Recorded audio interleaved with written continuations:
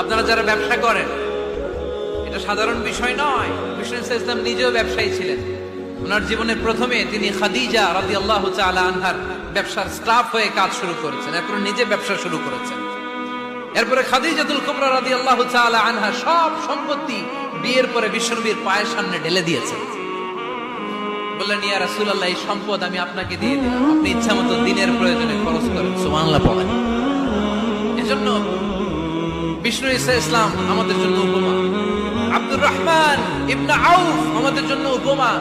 যারা ব্যবসা করেন তারা বিষ্ণু ইসলামের সুন্নাহ পালন করছেন। আত-তাজির আস-সাদুক আল-আমিন, বিষ্ণু বললেন সত্যবাদী আমানতদার ব্যবসায়ী, যে ব্যবসা করতে যে মিথ্যা কথা বলে না।